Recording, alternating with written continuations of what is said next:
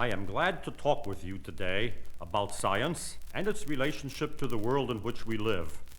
I don't think that there has been any other period in human history when science has loomed as large as it does today in the thinking of men.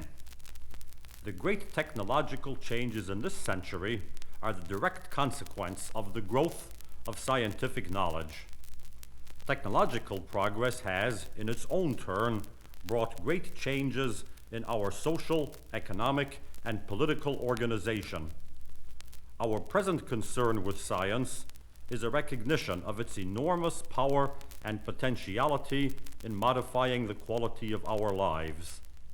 Men of intelligence and goodwill are deeply concerned with the problem of directing the power that science has given us to create a better world for mankind.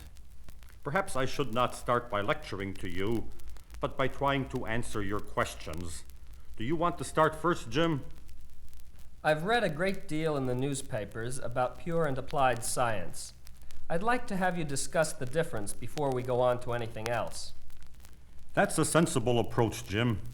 Science itself, what you have called pure science, seeks knowledge about the world for its own sake. It is motivated by a deep curiosity about what the world is like, and how almost anything from atoms to complex animals function and behave. The curiosity is not an entirely random one. Scientists, like most other people, believe that nature behaves in a systematic and in an orderly way, that the things that happen in nature are not accidental events unrelated to each other. The curiosity of the scientist is not primarily directed towards observing individual properties of nature, as, for example, the fact that the sky is blue and that the sun as it sets appears much redder than it does at noon. The curiosity is most importantly directed to finding relationships and connections between all kinds of things that occur in nature. This requires observation, not only of the more obvious manifestations of nature, but also of more subtle phenomena that can be carefully studied only under laboratory conditions. Above all, it requires thought and contemplation. Let me emphasize again that science is knowledge about nature. The word science itself derives from the Latin verb to know. I see that you want to say something, George. Yes, I do. It sounds like a wonderful thing to do, just to observe and think about light and atoms. I agree that it is a privilege to be able to be a scientist, but let's discuss that a little later.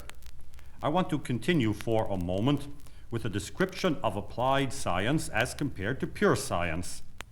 Which of the commonly recognized professions or activities do you think, George, could be described as applied science? The most common of these activities would be engineering and medicine, but there are quite a number of others as well. I would think that modern farming could be called applied science, and of course forestry and fishing. You are quite right. Can you add anything to that, Edith? Well, I can't think of very many things that people do that aren't at least partly applied science. For instance, even modern housekeeping is a sort of applied science. You have both emphasized an important aspect of science in the modern world. That is, how deeply it is related to many aspects of our lives. One of the characteristic features of the present century is the extent to which scientific knowledge is used in serving various human purposes. The great improvements in medical knowledge and care have certainly increased human happiness. Our ability to travel rapidly and to communicate with each other easily has made life more enjoyable. I think that the leisure and freedom from back-breaking toil that modern technology has brought is one of the great achievements of the century. These things have resulted from the application of scientific knowledge to human affairs. The base of applied science, or technology, is knowledge, and to continue in the attempt to improve the lot of man, it is necessary that basic knowledge be continually expanded. What we mean by pure research is inquiry into the fundamental properties of the natural world. By applied research, we mean the search for methods of capitalizing on the known properties of nature to achieve some desired end. Are pure and applied research always different? What I mean to ask is whether or not a scientist decides before he starts to do only basic or applied research. What you call basic and what you call applied is to some extent a matter of taste. A physicist who studies the forces that hold an atomic nucleus together is certainly doing basic research. An engineer who is designing an improved transmission for an automobile is almost certainly doing applied research.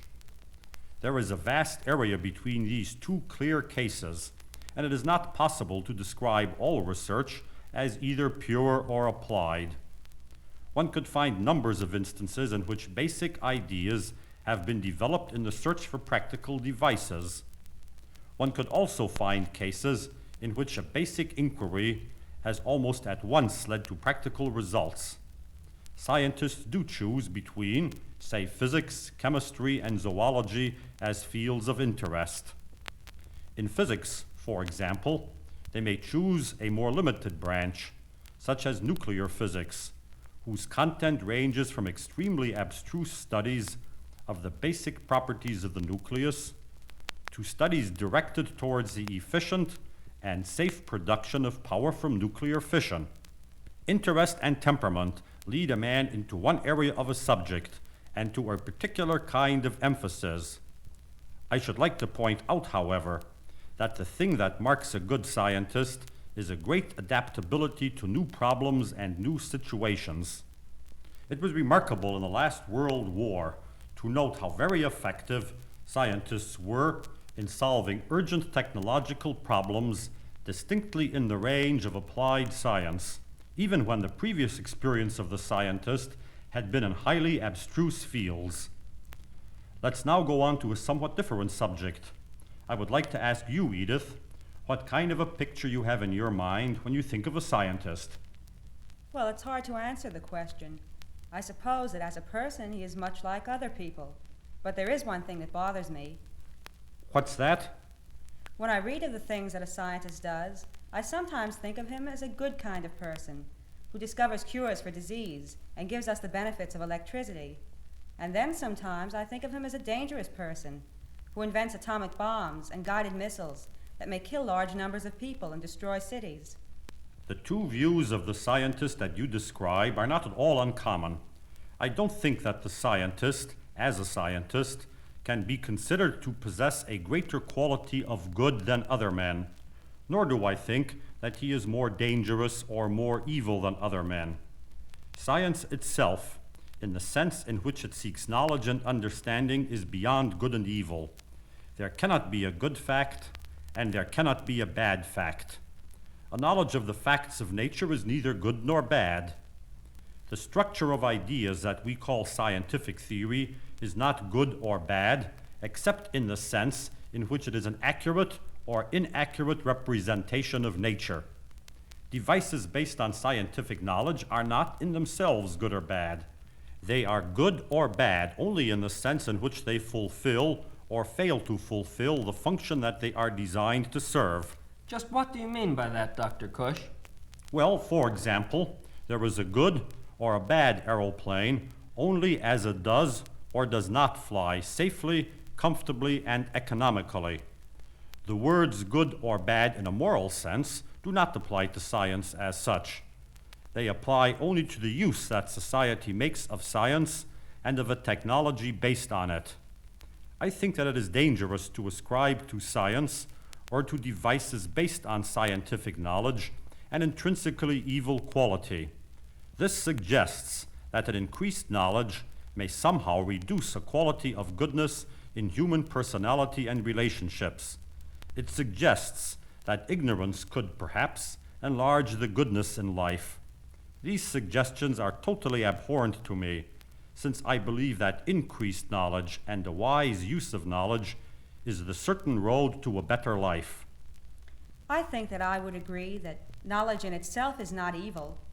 But wouldn't you admit that quite a number of inventions have done a great deal of harm, sometimes more harm than good? You are, of course, quite right. Let me, however, emphasize again that the harm arises from the social use to which science and technology are put.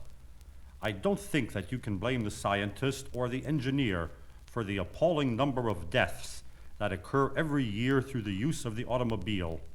It is irresponsible social use that sometimes makes the automobile look like an unmitigated evil. I mean by this not only personal irresponsibility of drivers, but irresponsibility of our social arrangements governing the use of the automobile. We may at present extract an almost unlimited power from nuclear processes, and the knowledge and skill that makes this possible holds out the prospect for a greatly improved life for much of mankind. The fact that atomic weapons hold over us the threat, not only of personal extinction, but of extinction of the civilization of which we are a part, is a consequence of the state and conflicts of our society. I think that our ability to deal with nature has developed much more rapidly than our understanding of the social and political relationships among men. It is a duty of the scientist, as of all citizens, to aid in the development of a society in which the gifts of science can be wisely used and not be threats which somehow or other cast a cloud over the bright vision that all of us have of the good life. What should we do to help, as you suggested, in the development of a better world? I think that some of you hope to go into science as a career. By all means, work hard and enthusiastically towards the achievement of that goal. Learn mathematics, physics, chemistry, biology, and other sciences. Cultivate a curiosity. But all this is not quite enough if you are going to live satisfying lives. You too have your obligations as citizens, and you must share in the burden of finding solutions to the problems of war, poverty, and social irresponsibility. To this end, you must also know of the history of civilized man, of his social and economic organization, of his motivations and aspirations. What I am suggesting is that you cannot afford to ignore, at this stage in human history, thought and study of many things besides science. All men who have enjoyed the privilege of education and its rewards have a special obligation to society. The doctor, the lawyer, the engineer, and the scientist all have a role that extends far beyond the practice of medicine, law, engineering, and science. They must use their special training for the good of the larger world, and they can only do this with a deep understanding of all facets of our civilization. I was interested in what you just said about the lawyer, since I've thought of going into law. Just how important is it for a lawyer to have studied science, Dr. Kusch? It is very important. The lawyer has an influence in our world far beyond his numbers. Lawyers become judges who must make decisions that affect the lives of all of us. They are prominent in legislative bodies and in administrative agencies.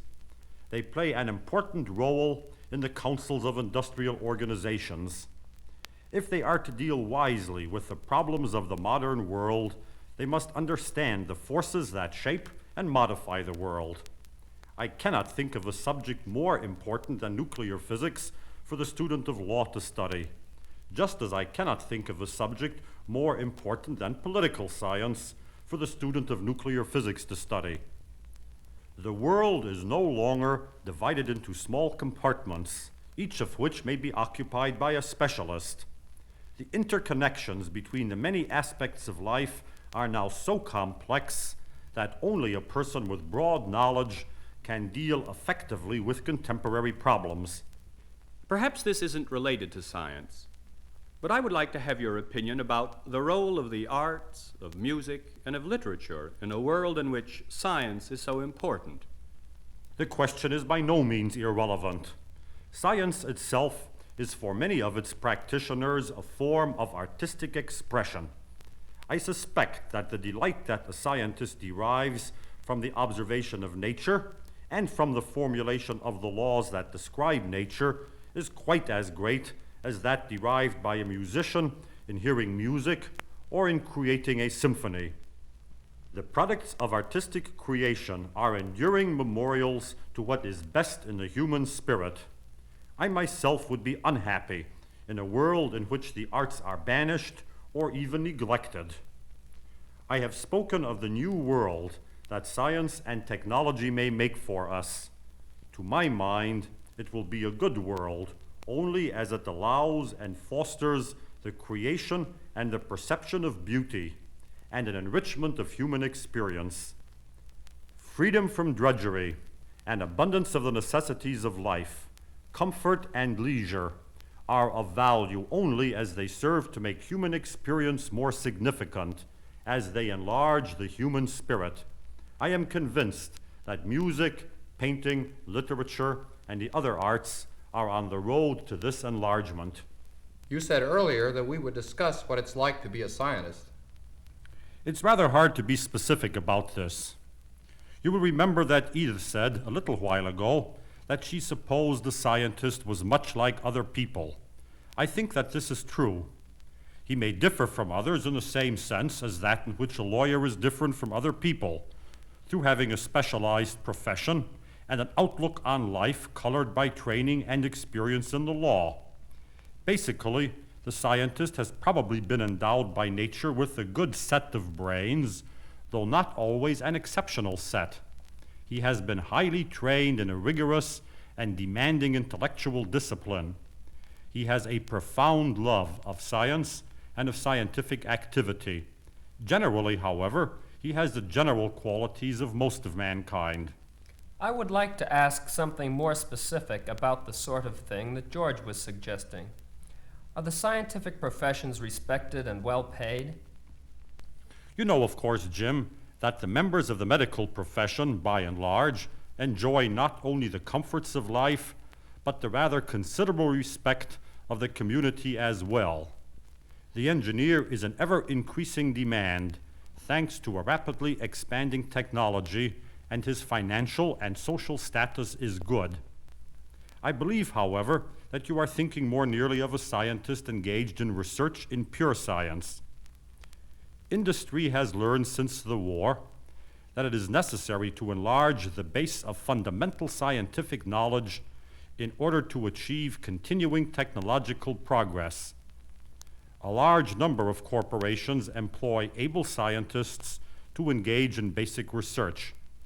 These are often allowed the freedom of choice of problems to work on, and the freedom from considerations of immediate profit that would have been quite startling in the 1930s. And corporations reward the scientist as well as they do employees who engage in engineering or in the sheer economic aspects of the corporation's work.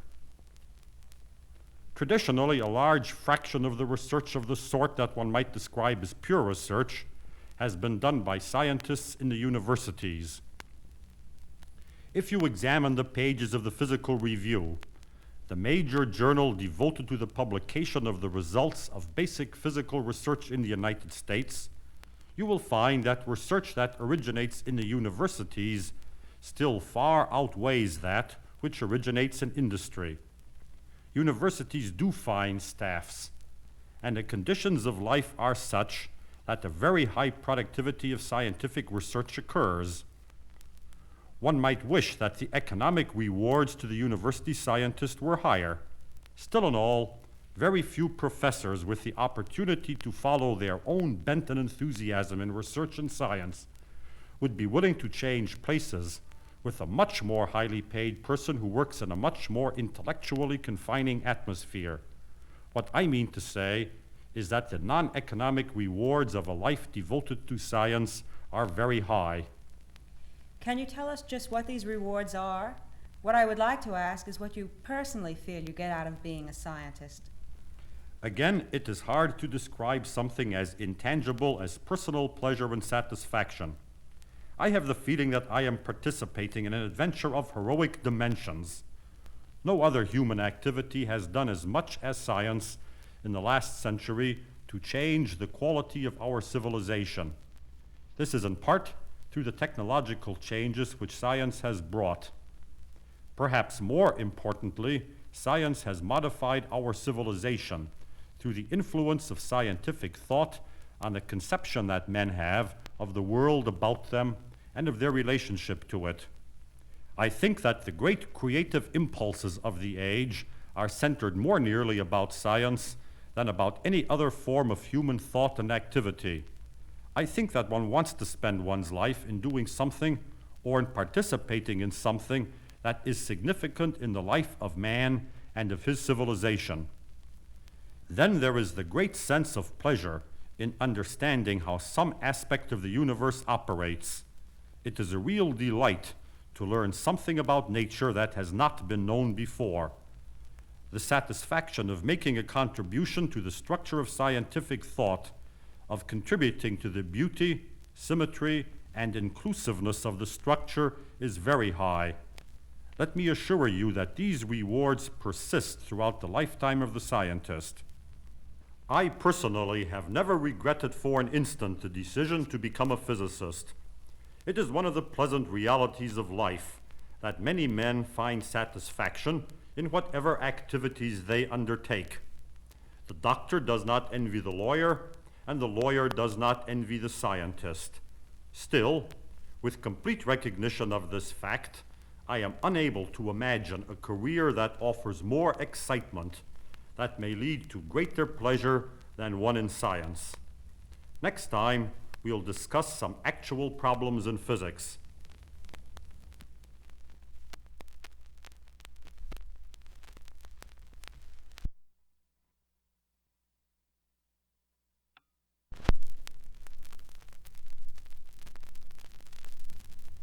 The most fascinating problem of the physicist deals with the nature and structure of matter.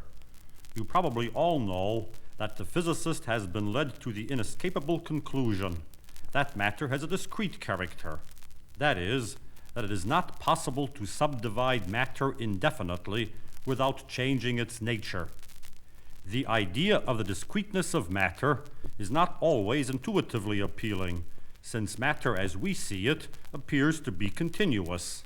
For instance, no one with experience of the air around us would easily think of it as composed of molecules. We are not constructed in such a way that occurrences involving single molecules appeal directly to our senses.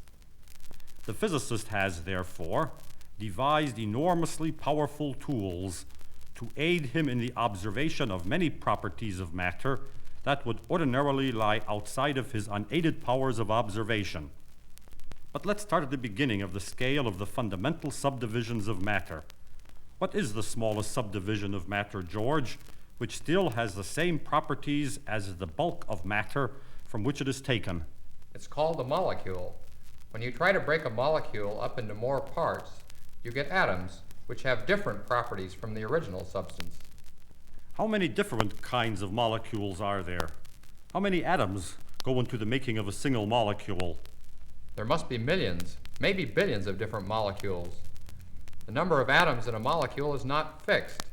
It can be as small as 2, but some molecules contain dozens and sometimes hundreds of atoms.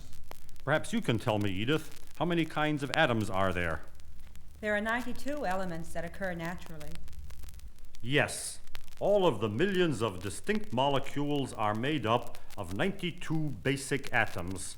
Some molecules are very complex, as, for example, the antibiotics, whose effectiveness in the treatment of disease depends on a particular arrangement of a large number of atoms into a particular molecular structure. By far, the greatest number of molecules that have been identified and studied by the chemist are those that contain carbon, very often combined with hydrogen and oxygen. These so-called organic molecules are very important since they comprise living matter or are produced by it. Suppose that you could see a single molecule or atom. How would you tell the difference between them? To answer that question, I should first of all describe the atom.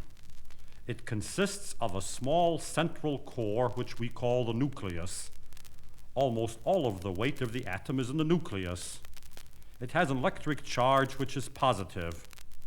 An electric charge is precisely what you acquire when you walk on a woolen rug on a dry day. You notice the charge as a spark when you touch the radiator. The charge on the nucleus is, of course, billions of times smaller than that which you acquire in walking on the rug. The nucleus is very small. If it were possible to arrange nuclei in a row, the number that would lie in a length of an inch is 1 followed by 13 zeros. It is surrounded by electrons, very light compared to the nucleus and with a negative electric charge. The electrons move around the nucleus, and the whole atom is about 100,000 times as big as the nucleus. The system is reminiscent of the solar system, in which the planets rotate about the sun. Most of the weight of the solar system is in the sun, but the diameter of the orbit of the planet most remote from the sun, Pluto, is much greater than the diameter of the sun. The identifying feature of the atom is that it contains a single nucleus, and as long as the nucleus retains its identity, the atom remains the same. The electrons can arrange themselves around the nucleus in a limited number of definite ways. A molecule always contains a number of nuclei equal to the number of atoms that went into the making of the molecule, and the nuclei remain quite distinct. The total number of electrons in the molecule is equal to the number of electrons in all of the constituent atoms. Isn't it possible for the nuclei of two atoms to get so close together that they are no longer distinct? The question is a very good one, and suggests a process that has been of great interest to physicists for the last quarter century. The forces that hold the atoms together to form a molecule are relatively small. In fact, they are not great enough to bring two nuclei into contact. Do you know, Jim, why it takes a relatively large force to bring two nuclei together? Well, each of the two nuclei has a positive charge, and like charges repel each other. This would tend to push two nuclei apart. The closer the nuclei get together, the greater would be the force of repulsion between them. And when they are practically on top of one another, the forces are very large. Exactly. In ordinary chemical processes, two nuclei cannot merge. The ancient alchemists, predecessors of the modern scientists, did much useful work in exploring physical phenomena. They were, of course, totally frustrated in their attempt to transmute elements by chemical means. The physicist of today uses very special devices to give one of the two nuclei a large energy, so that when the energetic nucleus is projected against another nucleus, it may penetrate into it. Let me make another analogy. You can throw iron nails at the concrete wall all day, and they will not penetrate the wall. However, if you give a steel-jacketed bullet a great deal of energy by firing it from a rifle, the bullet may very well have enough energy to penetrate the concrete wall. I think that all of you have read of devices to give a very large amount of energy to nuclei. Do you know of any of these, George? The most common of them is a cyclotron. I'm sure that there are others. The most famous one is indeed the cyclotron. It was invented by Ernest Lawrence at the University of California in 1931. A large number of other kinds of machines have been built since then. Some of these produce nuclei with an energy of as much as 6 billion electron volts. By this I mean as much energy as an electron would acquire in moving through a voltage of 6 billion volts. By way of comparison, let me tell you that the electrons that produce the picture in your TV tube have an energy of a few thousand electron volts. You should note, however, that an energy of much less than 6 billion electron volts can be used to stimulate certain kinds of nuclear processes. Suppose that the nucleus of a hydrogen atom, the proton, enters a much more complicated nucleus by being shot at it with a very large energy. A new nucleus is formed, but it is not necessarily stable. Any one of several things may happen. But before we go on to that, we should talk briefly of the neutron. It is a simple and famous component of matter. Will you describe it for us, Edith? The neutron is very much like the proton. At least it has about the same weight, but it has no electric charge. Yes, these are the basic properties of the neutron. The very rapid growth of our knowledge of nuclear physics is indicated by the fact that the neutron was not discovered till 1932. Today it is commonplace in the language of physics and has achieved great importance in processes for extracting energy from atomic nuclei. Physicists now know that all atomic nuclei consist of protons and neutrons in, very roughly, equal numbers. You have a question, George? It occurred to me that if the nucleus is made up of neutrons and protons, all the protons would repel each other, and the whole nucleus would disintegrate. Offhand, this would appear to be true. Quite certainly that similar charges repel each other at distances greater than the radius of the nucleus. But at very small distances, the forces between similar charges are modified. Physicists do not completely understand the laws of force that occur within a nucleus and hold it together. The central experimental fact is that it is held together. The complete specification of the forces that do this is an achievement of physics that is still in the future. Now, where were we?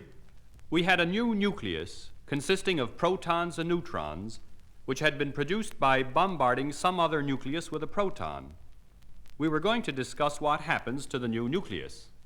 Yes, and we had also said that the nucleus might be unstable. There are only a limited number of ways of organizing protons and neutrons into a nucleus. Again, an analogy. Consider hydrogen and oxygen. What molecules may be made from these? There are the parent molecules of hydrogen and oxygen, each consisting of two identical atoms. There is ozone, which consists of 3 atoms of oxygen. You all know of water, 2 atoms of hydrogen and 1 of oxygen, the familiar H2O. Finally, there is hydrogen peroxide, 2 hydrogen and 2 oxygen atoms, H2O2. These are all of the molecules that can be made of atoms of hydrogen and oxygen. We cannot, for example, make HO2, 1 atom of hydrogen and 2 of oxygen. In the same way, only certain combinations of protons and neutrons may form a stable nucleus. What happens then to the shiny new nucleus that has just been formed? It may be stable. The atom of which it is a part has chemical properties quite different from those of the atom which contained the parent nucleus, and it has these new properties permanently. The alchemist's dream of transmutation has been achieved. In fact, the physicist uses the word transmutation, which has quite as much glamour in the world of the modern physicist as it had in the world of the alchemist. The new nucleus may be unstable. Immediately after a proton has combined with the parent nucleus, a particle is ejected from the newly formed, highly unstable nucleus.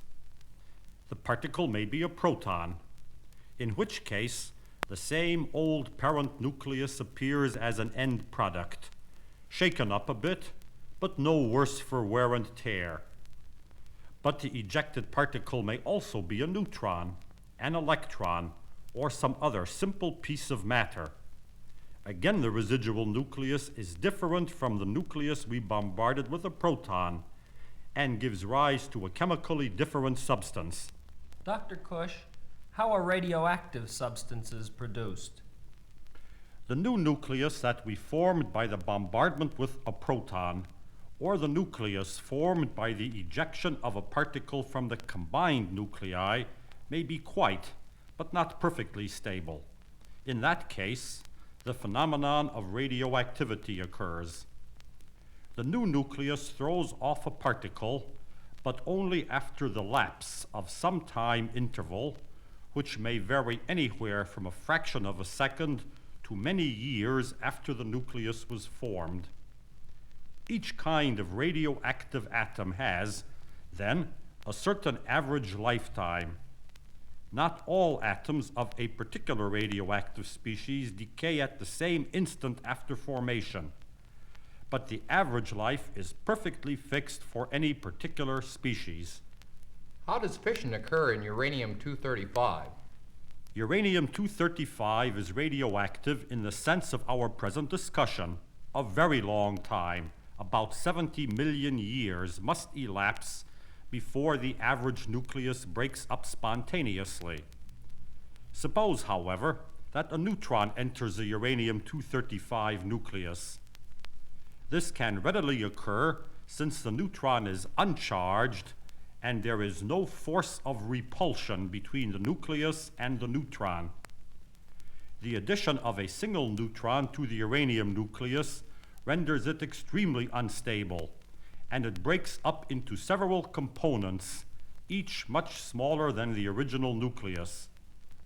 The process is quite different from spontaneous radioactive decay, in which a relatively small particle is ejected. The process of fission liberates a large amount of energy, which appears at the expense of the mass of the parent nucleus. That is, some of the nuclear mass is converted into energy. The energy liberated in the fission of a single nucleus is many millions of times as great as that which is liberated when 2 hydrogen atoms and 1 oxygen atom are burned to make 1 molecule of water. You can see that uranium-235 could be a very compact source of a great deal of energy, whether used in an atomic bomb or in a power plant, for the production of energy for ordinary human needs. Why doesn't uranium-235 undergo fission in nature? I should think that there might not be any left at the present time. There are so few neutrons flying around that only very little uranium-235 is lost by fission as it occurs in nature. The question then is how we get fission to occur at such a rate that we can produce energy at a useful rate. In the process of fission, each uranium nucleus produces not only several heavy nuclei, like barium and strontium, but also several neutrons. The neutrons may escape and be absorbed by other substances, or they may themselves decay into a proton and an electron. Suppose now that a large number of uranium atoms are held together in a single mass. An accidental neutron hits the mass and a single fission occurs. This will produce several neutrons, each of which in turn may produce still more fissions. The process builds up rapidly, and if it is not controlled, the mass will soon produce so much energy that it will explode. Need the uranium always explode? Indeed not. It is possible to establish a reasonable rate of fission by the use of controls. For example, a material like cadmium absorbs neutrons very efficiently. If you imagine that a rod of cadmium is inserted into a hole drilled through our block of uranium, it will absorb a number of neutrons produced in the fission and decrease the rate at which fission occurs. Very ingenious engineering has gone into methods of controlling nuclear fission processes. It is through the use of careful controls that nuclear fission may satisfy the needs of man for an ever-increasing amount of power. How does the process of fission differ from fusion? In nuclear fission, the energy is produced by the breakup of certain very large nuclei in such a way that the mass of the resultant fragments is less than the mass of the parent nucleus. Now, it is not always true that mass is lost when a large nucleus breaks up into 2 or more smaller ones. If, for example, we try to make a helium nucleus out of 2 nuclei of the very special kind of hydrogen that we call deuterium, the mass of the resultant helium nucleus is less than the masses of the 2 deuterium nuclei. The process of building up heavy nuclei from light ones with a loss of mass is called fusion. The energy liberated is given by the famous Einstein equation E is equal to mc squared, where m is the loss of mass and c the velocity of light. It is not simple to induce two deuterium nuclei to combine to give a helium nucleus. This combination has been achieved only under the very special conditions that prevail in an atomic bomb. Is there any hope that the process of fusion can be carried out under less specialized conditions? This is a matter of speculation. The process has not, in fact, been carried out up to this time with the useful production of power. However, I have great faith in the imagination and ingenuity of both the scientist and the engineer. I feel confident that the process will, in the foreseeable future, become possible on a large scale under controlled conditions for the useful production of industrial power.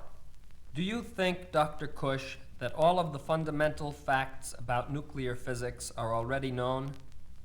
I'm afraid that I must admit that our ignorance about many aspects of nuclear physics far exceeds our knowledge. You will remember my earlier statement that we do not completely understand the nature of nuclear forces. Not only are we ignorant of the explanation and relationship of many well-established phenomena of nuclear physics, but new and exciting phenomena are discovered every year by experimental physicists. The increase in our knowledge of nuclei goes on in two ways.